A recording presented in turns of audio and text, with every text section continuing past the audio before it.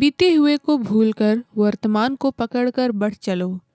इब्रानियों 13 पद 5।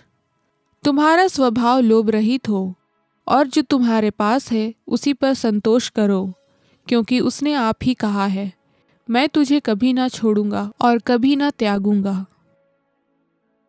एक सोमरोनी युवक और एक यूनानी युवक में बहुत घनिष्ठ मित्रता थी।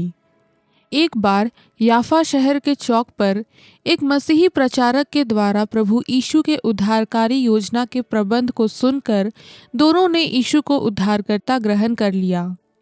बपतिस्मा लेने के बाद दोनों ही प्रभु की सेवकाई करने लगे।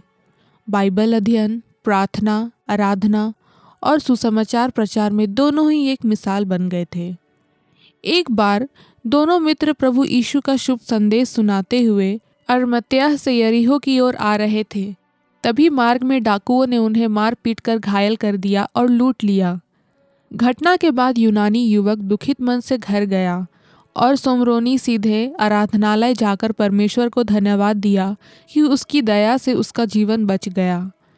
घटना के दूसरे दिन से सोमरोनी युवक दुगने उत्साह से भरकर प्रभु की सेवा में लगा रहा, परंतु यूनानी ने मसीहत को त्याग कर नास्तिक विचारधारा अपना लिया।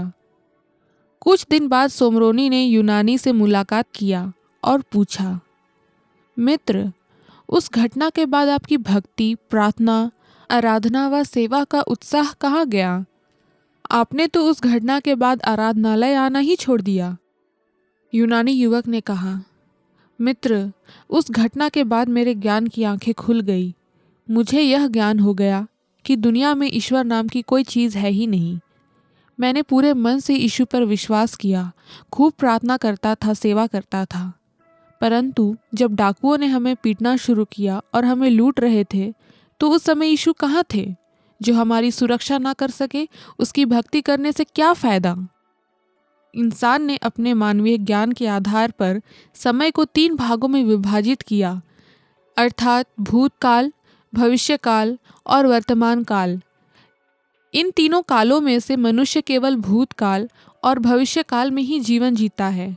मनुष्य या तो भूतकाल की घटनाओं को याद करके दुखित होता रहता है या फिर भविष्य को सुखमय बनाने के लिए चिंता में डूबा रहता है, परंतु वर्तमान पर इंसान कभी ध्यान ही नहीं देता।